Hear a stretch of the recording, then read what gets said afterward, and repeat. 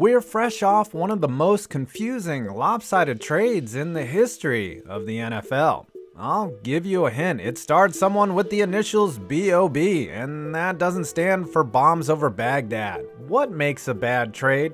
First, it has to make no sense to begin with. The value is all off, the timing is weird, and there's no reason to do it. Secondly, the results must be disastrous. The pick you traded turns into a Hall of Famer, the player you got back breaks down, and your team never quite rebounds. The worst trades in the history of the NFL are coming up right after this.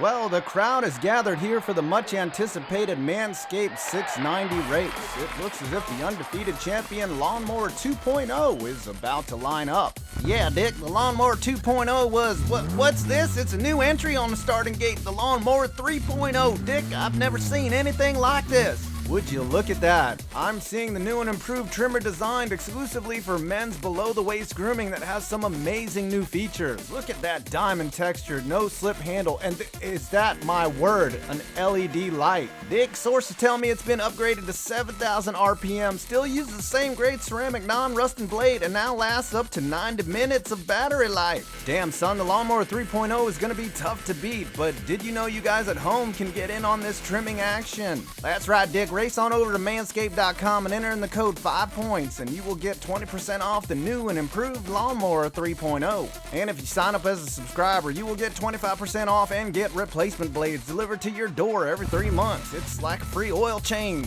Plus, you get 2 free gifts. Well, it looks like it's racing time. Bust out the checkered flag and get to grooming. Manscaped.com, baby.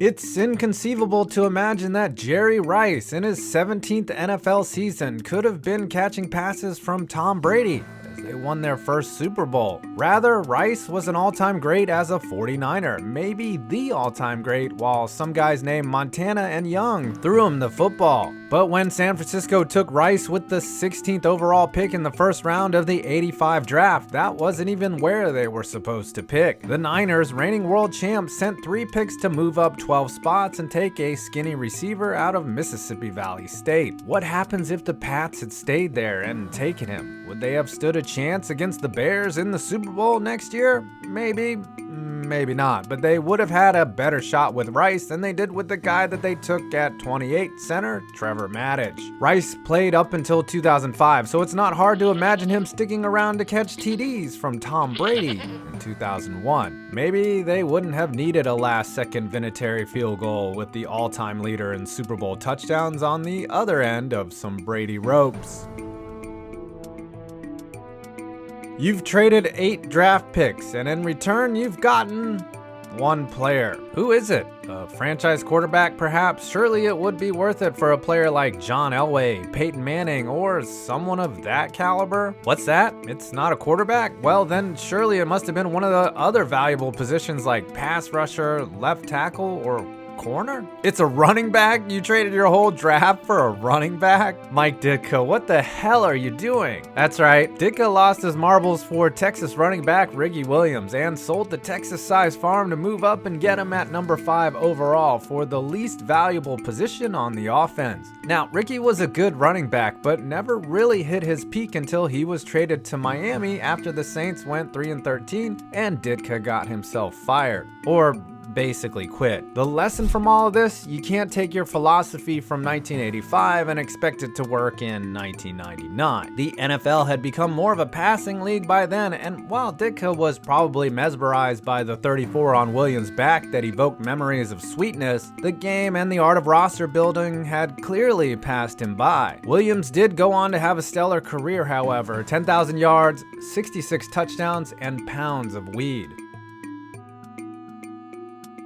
The Falcons had one of the best quarterbacks of all time on their roster and let him go. Things started on the shaky side, of course. Favre's first pass for the Jerry Glanville Falcons was an interception, and let's appreciate the symmetry of his last pass in Green Bay getting picked off as well. But after just a year, the Atlanta Falcons, who at that point had never lined up a quarterback better than Steve Bartkowski, gave up on their second-round pick and sent the Mississippi boy up north to the frozen tundra of Lambeau Field. So what did the Falcons miss out on? Just 442 touchdowns, about 60,000 yards, yards, 11 Pro Bowls, and 3 MVPs. In return for the young quarterback out of Southern Mississippi, Atlanta received a first-round pick, 19th overall, which was used to select running back Tony Smith out of, believe it or not, Southern Miss as well. Favre's fellow Golden Eagle wasn't quite as prolific, just 329 yards and 2 touchdowns in his entire career. While Favre was in Green Bay, the Falcons rolled out such quarterbacks as Chris Miller, Bobby Hebert, Jeff George, Chris Chandler, Doug Johnson, Joey Harrington, and ultimately Michael Vick, who, to be fair, did beat Favre head-to-head in a playoff game in Lambeau. Gosh, what happened to him after that, though? Safe to say the Falcons would have traded that win for 16 years with number 4.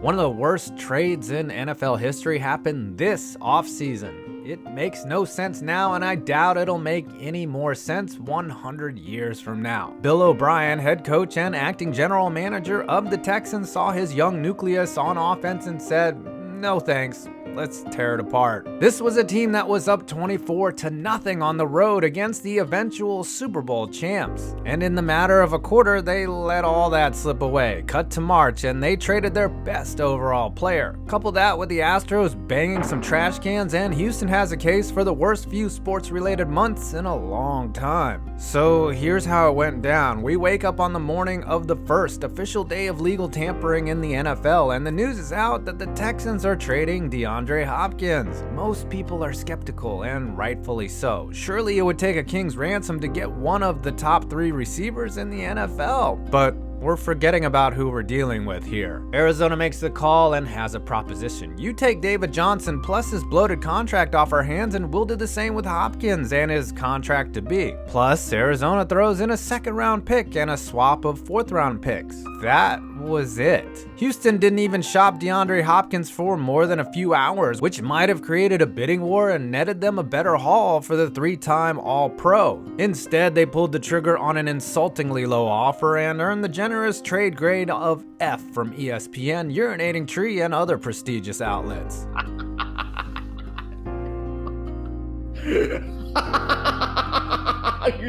You should have fired Bill O'Brien. God damn it. You are such a hack. You're such a fucking hack.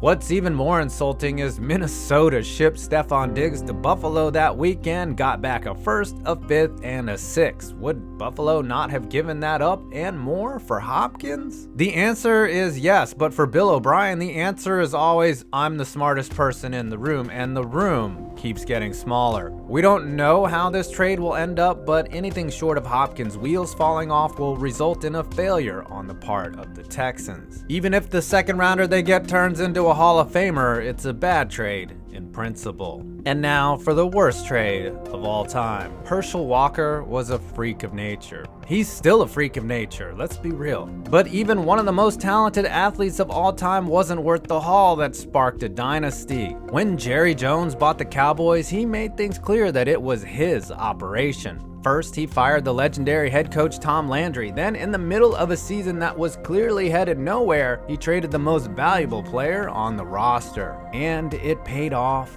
big time. In exchange for Walker, a 27-year-old running back with a 1,000-yard season under his belt, the Vikings relinquished 5 players and 6 total draft picks. With those picks, Dallas selected Emmitt Smith, Russell Maryland, Kevin Smith, and Darren Woodson. Not bad, considering they were 4 key pieces for a team that would go on to win Super Bowls 27, 28, and 30. Walker played just 2.5 seasons for Minnesota and never rushed for 1,000 yards again. It's also not just the trade that led to 3 Super Bowls for the Cowboys. It changed the way NFL teams operate. The Walker trade was one of the key moves that led teams to devalue the running back position. It was no longer the most important piece on the team, and the Cowboys had the foresight to take advantage of a team that was living in the past. Bill O'Brien, are you taking notes? Yeah, that putz isn't listening to any good advice. Of course, you can fast forward to the present and remember that Jerry Jones' collagen injections have leaked into his brain, and now he could have the highest paid running back in the league. But we can all look back at a time when Jerry,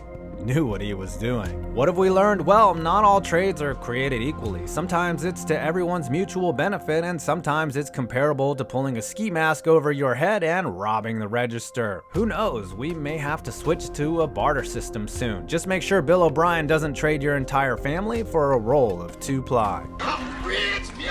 Well, I hope you enjoyed this video. Please do not forget to check out our sponsor, Manscaped.com, and use my code FivePoints for 20% off your first order and free shipping. Stay at home and shave those balls. I'm FivePoints Vids, and you made it to my next video.